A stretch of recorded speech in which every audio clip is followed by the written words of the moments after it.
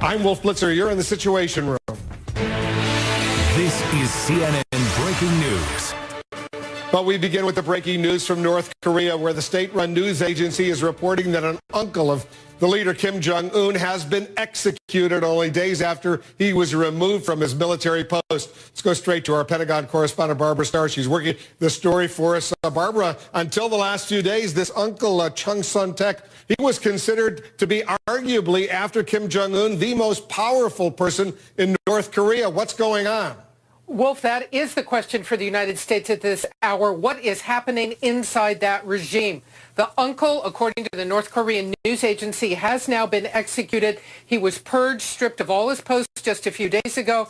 The alleged crime is what it always is in the North Korean regime, disloyalty to the regime. The question now, front and center, Kim Jong-un, the new young leader in North Korea, in power for only the last 2 years. What is he doing?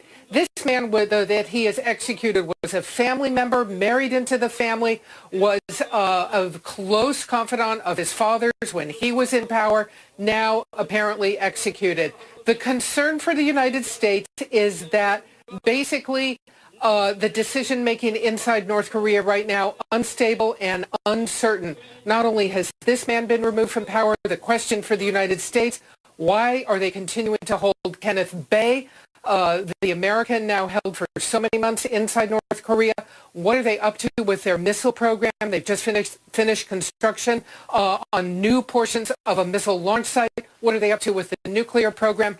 They've restarted a reactor that could be capable of making nuclear fuel. All of these questions on the table for the CIA, the U.S. intelligence community. What we are seeing here with the execution of the uncle is just the latest uncertainty about what Kim Jong-un is up to inside of North Korea. And let's not lose perspective, Barbara. As you well know, there are nearly 30,000 U.S. troops along the demilitarized zone that separates North and South Korea. 1 million North Korean troops basically face-to-face with nearly 1 million South Korean troops. So the stakes for as far as the U.S. and its allies in the region right now, enormous as they always are. But is there any indication the U.S. military is taking any sort of precautionary steps right now on the Korean Peninsula, beefing up its presence, or anything along those lines, given what could be some uncertainty in North Korea right now?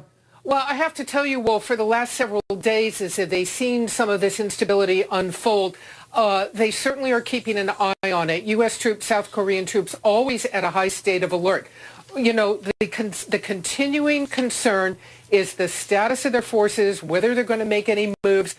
They don't see that so far, but it's the advanced weaponry that's also of concern. North Korea is working on a program for long-range mobile ballistic missiles. That means they can move them around and launch them very suddenly, and the U.S.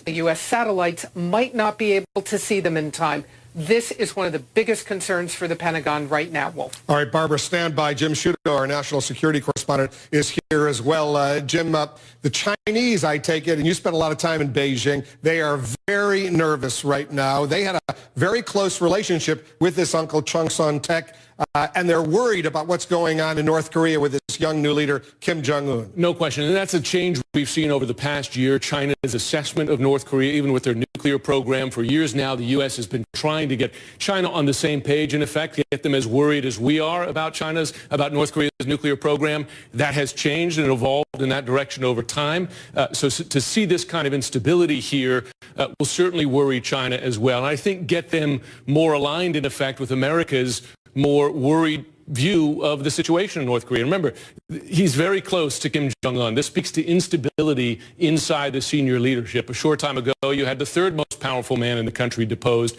That proximity to the leadership speaks to instability, and that's not good for that country. And so I assume the Chinese would be taking some steps as well along the border. They have a long border with North Korea. They're watching this situation as intensively as the United States and South Korea are. No question. And that's something that when I was in China, you would see China react to situations on the ground in North Korea by increasing forces, increasing monitoring along the border. They would have to be doing the same thing, and they have to be doing something of what folks in Washington are doing right now, throwing their hands up in the air and wondering exactly exactly what's going on there. There are some who are interpreting this as Kim Jong-un consolidating his power, but there's some question as to whether he's behind it. Could be another faction within that leadership. The leadership's so opaque in North Korea, it's hard to say with certainty what's actually happening. Jim, I want you to stand by as well. Victor Cha is joining us right now from the Center for Strategic and International Studies here in Washington. He's a Georgetown University professor. All right, Victor, I guess the basic question is, why did they execute the uncle?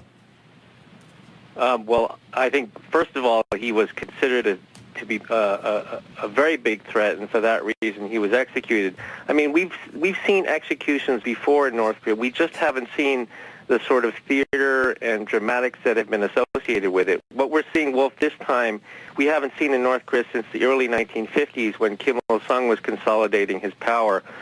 So it is quite unusual, and I think your analysts are exactly right. I mean, it speaks to some sort of problem inside the system when they have to go as high as Chang Sung-taek and General Lee Young-ho, the general who was purged in July of 2012. When they have to go that high, it doesn't tell you it's a stable power consolidation. It tells you there's a great bit of infighting going on now inside the system. And I read the statement put out by the North Koreans just a few moments ago, Victor. It described the uncle as a despicable human scum who was worse than a dog. These are brutal words, if you will. Yeah, I mean, some of that has to be discounted, Wolf, in the sense that they sort of use that language quite often in their propaganda. But when, as you said, when you read the list of things they charge him with, you know, it's very clear that they saw him, or they're depicting him as an enemy of the state. And in a sense, it must have been a real threat to Kim Jong-un, such that he had to take these sorts of actions. So I agree. I mean, we have to watch this situation very closely. It's not clear at all what's coming next. And it's not clear at all in terms of external behavior how North Korea is going to respond. When you have dictatorships like this that go through these unstable transitions, it usually doesn't mean they become more conciliatory in terms of their external behavior. They become more dangerous, and that's why the United States, South Korea, Japan, and China are quite worried right now. Well, take us behind the scenes. You worked at the National Security Council. You're an expert on the Korean Peninsula. What do you suspect is going on right now in the Obama administration over at the Pentagon, the State Department, the NSC, the CIA? What do you think is going on? Well, the first thing, of course, is that I'm sure that one would have to look to see if there's any unusual troop movements taking place inside of North Korea. You know, if there's anything resembling some sort of infighting in which there's a civil war breaking out, that's one of the first things you want to look at, because you want to be able to know how much you need to strengthen or heighten the alert readiness of U.S. forces on the peninsula. The other thing would be to make contact with our allies, South Korea and Japan, as well with the Chinese, to try to share as much information that we all have about what's going on with regard to the situation in North Korea. As you said, Wolf, this is about the most opaque place in the world, and our level of intelligence on these issues is not as high as we wish it would be. I mean, I think people work very hard at this, but it's not as high as we wish it would be. I think the third thing that we're going to be doing is also consulting with members outside of our normal circle of six-party members, you know, the United States, Japan, South Korea, China, Russia. If other people, you know, whether it's Southeast Asians or others who might have information about what is going on. And the last thing would be to try to find out what is going on with Kim Kyung-hee. Kim Kyung-hee is the wife of Chang Sung-taek. She is the daughter of Kim Il-sung, the founder of the country. She is Kim Jong-un's aunt, and she has played a very important role in this transition from the death of Kim Jong-il to the succession of Kim Jong-un, and she has not been seen at all in public. And so that's another very important question. Where is she in this picture? And we're going to show our viewers some live television now from South Korea. They're obviously in wall-to-wall coverage, watching what's going on. They're obviously very concerned about stability on the Korean Peninsula. No one's more concerned than the South Koreans. Elise Labott is with us as well, our State Department reporter. Elise, are you getting any